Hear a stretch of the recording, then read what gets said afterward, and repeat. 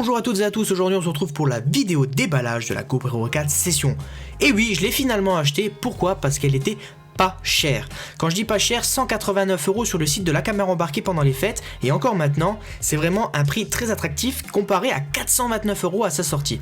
Donc c'est pour ça que je l'avais pas acheté, parce que 429 €, on avait la GoPro Hero 4 Silver qui était vraiment mieux que la GoPro Hero 4 Session et qui était au même prix. Donc pour le coup, moi j'ai dit non, je l'achète pas, j'attendrai qu'elle baisse. Et ils ont baissé de 100 € et pour les fêtes encore de 100 € et la caméra embarquée, comme je disais, ont baissé à 189 € cette fameuse caméra qui est censée être ultra compacte et légère. Donc on va voir tout de suite ensemble ce qu'il y a dans la boîte.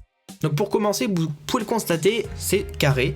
Donc on a un petit frame qui est dessus. Donc c'est un frame, il y en a deux. Il y en a un justement qui est plus mou et un qui est plus dur, donc plus résistant. A noter que cette caméra peut aller sous l'eau sans caisson, donc vous pouvez la mettre là comme ça sous l'eau, il n'y a pas de problème. Donc c'est une GoPro qui monte à 1080p en 60 images secondes, pas plus, on n'a pas de 2,7K, etc. Peut-être avec les futures mises à jour, je pense que le 2,7K va arriver prochainement.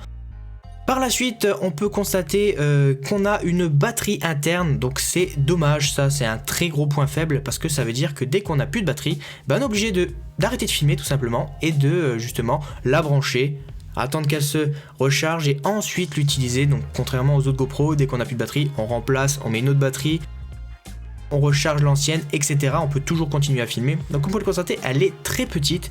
Je l'ai en main, c'est super léger, donc comme caméra. Donc avec le petit écran au-dessus LCD, donc qui va me permettre de voir rapidement les réglages sans trop user de batterie. Donc comme vous pouvez le voir, elle est super petite par rapport à la boîte. Ici on a le caisson, donc il y a, comme je vous disais, le caisson dur et le caisson mou, donc on verra par la suite dans le packaging. Donc ensuite, qu'est-ce qu'on a? On a une petite documentation sur la GoPro Hero 4 Session, donc je vous laisse justement lire parce que c'est pas les mêmes fonctionnalités que les autres GoPro. On a un bouton qui sert à ceci, un bouton qui sert à ceci. On a que deux boutons. En gros, il y en a un qui sert tout le temps à filmer et l'autre c'est plus pour la Wi-Fi. On a deux autocollants, on a bien entendu le petit calepin GoPro qu'on en a habituellement dans les autres packaging de caméra. Donc ensuite on ouvre comme ceci et on va passer à la suite. Donc il y a tout ça à l'intérieur. Donc comme vous pouvez le constater, on a tout ceci à l'intérieur de cette boîte et du packaging de la GoPro Hero 4 Session. Donc ici on commence par la GoPro Hero 4 Session, ensuite on a ici l'anti-vibration qui se met sous les fixations pour casque, donc comme vous pouvez le voir ici, et il suffit juste de relever la petite dragon qu'on a ici. Donc ça c'est la fixation toute simple comme on a sur les autres GoPro habituellement.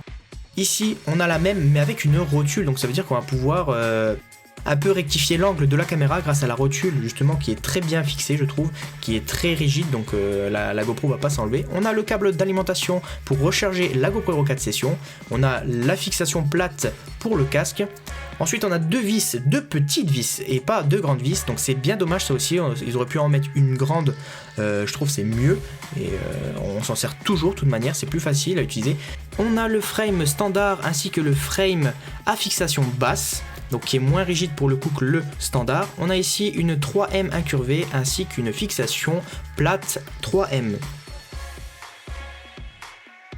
Donc la GoPro est ultra légère, on peut remarquer les pressons devant et derrière à cause des petits points. Comme vous pouvez le voir, on a un seul bouton ainsi qu'un bouton pour la Wi-Fi qui est en dessous de l'appareil. On le verra dans une prochaine vidéo qui sera la vidéo test. Je vous dis à la prochaine pour d'autres vidéos. Bye bye tout le monde.